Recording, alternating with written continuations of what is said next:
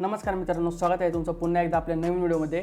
तर ह्या व्हिडिओमध्ये आपण पाहणार आहोत इंजिनिअरिंग ॲडमिशन 2024 साठी ओपनच्या विद्यार्थ्यांना कोणते डॉक्युमेंट्स कागदपत्रे जी आहेत ते इम्पॉर्टंट आहेत आणि लागणार आहेत ॲडमिशनला ते पाहणार आहोत। ठीक आहे, तर ही जी 6 डॉक्युमेंट्स आहेत ते लागणार आहेत तुम्हाला। तर सर्वात पहिला आपण पाहूयात MHT CET 2024चं PCM ग्रुपचं स्कोर कार्ड किंवा JEE 2024चं स्कोर कार्ड। ठीक आहे, तर जर तुम्ही CETच्या स्कोर थ्रू ॲडमिशन घेणार असाल तर तुम्हाला PCM ग्रुपचं तुमचं स्कोर कार्ड असणं गरजेचं आहे। या ठिकाणी मित्रांनो लक्ष द्या, तुमचा PCM म्हणजे मॅथ्स सब्जेक्ट तुमचा असणं कंपल्सरी आहे। ठीक आहे, तुमचा PCMB ग्रुप असेल तरी चालेल, पण जर PCB ग्रुप असेल तर तुम्ही इंजिनिअरिंगला ॲडमिशन घेऊ शकत नाही। त्या ठिकाणी तुमचा मॅथ्स सब्जेक्ट कंपल्सरी असणं गरजेचं आहे। त्याचसोबत जर तुम्ही JEE ॲडमिशन घेणार असाल तर JEEचा स्कोर कार्ड पण तुमच्याकडे ओरिजिनल डॉक्युमेंट तुमच्याकडे असणं गरजेचं आहे। ठीक आहे,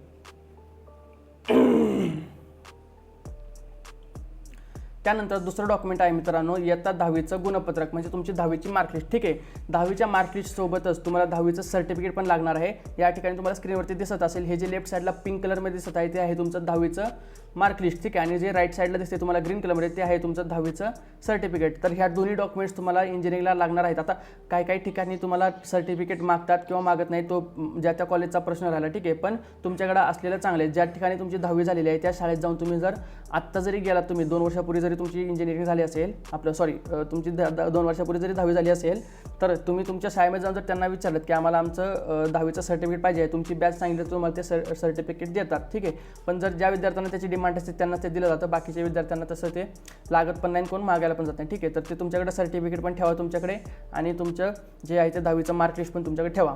त्यानंतर तिसरं डॉक्युमेंट आहे इयत्ता 12वीचं गुणपत्रक म्हणजे 12वीची मार्कलिस्ट पण तुमच्याकडे ओरिजिनल असणं गरजेचं आहे। ठीक आहे, त्यानंतर चौथं डॉक्युमेंट आहे तुमचं लिव्हिंग सर्टिफिकेट आणि ट्रान्सफर सर्टिफिकेट। आता हे लिव्हिंग सर्टिफिकेट आणि ट्रान्सफर सर्टिफिकेट काय आहे, तर लिव्हिंग सर्टिफिकेट म्हणजे तुमचा थोडक्यात झाला आपला तुमचा शाळा सोडल्याचा दाखला, आणि ट्रान्सफर सर्टिफिकेट म्हणजे जे विद्यार्थी CBSE मधनं SSC मध्ये किंवा SSC मधनं CBSE मध्ये ट्रान्सफर झालेला असतात तर त्यांच्याकडे तो प्रूफ म्हणून ट्रान्सफर सर्टिफिकेट असावं लागतं। आणखीन एक मित्रांनो, ह्यामध्ये आता ते लिहिलेलं नाही आहे, पण तुम्हाला सांगतो तुमचं जर गॅप असेल का, आता काही मुलं ह्याच्यासाठी प्रॅक्टिसिंगसाठी किंवा प्रिपरेशनसाठी गॅप घेतात 12वी नंतर, तर तसा जर तुमचा कुठला गॅप असेल 12वी नंतर इंजिनिअरिंगमध्ये 1 वर्षाचा 2 वर्षाचा गॅप असेल तर ते तुमचं गॅप सर्टिफिकेट पण तिथं ॲप्लिकेबल असेल तर तुमच्याकडे असणं गरजेचं आहे। ओके, तर ह्या पण गोष्टी तुम्ही नोंद करून ठेवा।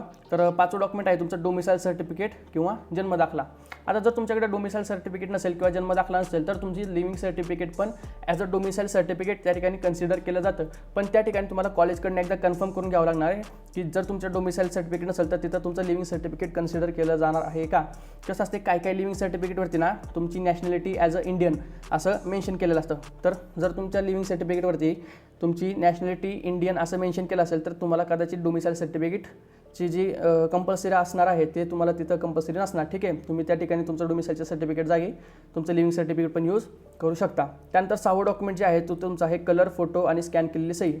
आता मित्रांनो, तुमचा जर खूप आधीचा 9वी 10वीचा किंवा 8वीचा फोटो असेल तर तो या ठिकाणी यूज करू नका, कारण आत्ता जो तुम्ही फोटो यूज करणार आहे तो तुमचा 4 वर्ष पूर्ण डॉक्युमेंट्सवरती सर्व सर्टिफिकेट्सवरती तुमचा तोच फोटो राहणार आहे इंजिनिअरिंग ॲडमिशन नंतर पूर्ण 4 वर्षात। तर तुम्हाला एक माझं सजेशन राहील की आता तुमचा एक फ्रेश चांगला कलर फोटो काढून घ्या पासपोर्ट साईज, आणि त्याची सॉफ्ट कॉपी पण तुमच्याकडे ठेवा। त्याचसोबत तुमची स्कॅन केलेली सही म्हणजे एखाद्या पांढऱ्या कोऱ्या कागदावरती मोठ्या अक्षरामध्ये तुमची सही करा आणि ती सही एखाद्या चांगल्या स्कॅनर ॲपने स्कॅन करून ती तुमच्याकडे सेव्ह करून ठेवा, ते तुम्हाला ॲडमिशनच्या वेळी लागणार आहे। ठीक आहे मित्रांनो, हे तुमचे 6 डॉक्युमेंट होते तुम्हाला ॲडमिशनला लागणार आहेत ओपनच्या विद्यार्थ्यांसाठी। तर कसा वाटला मित्रांनो व्हिडिओ, माहितीपूर्ण वाटला असेल तर व्हिडिओला लाईक करा आणि आपल्या मित्रांसोबत शेअर करा जेणेकरून त्यांनाही ह्या व्हिडिओचा लाभ घेता येईल। त्याचसोबत अशा माहितीपूर्ण आणखीन व्हिडिओ पाहण्यासाठी आपल्या चॅनलला सबस्क्राईब करा। काही तुमचे डाऊट्स असतील या रिलेटेड तुम्ही खाली कमेंट बॉक्समध्ये मला विचारू शकता, तुमच्या कमेंटचा मी रिप्लाय नक्की देईल। तर चला मित्रांनो, भेटूयात पुढच्या व्हिडिओमध्ये, तोपर्यंत धन्यवाद।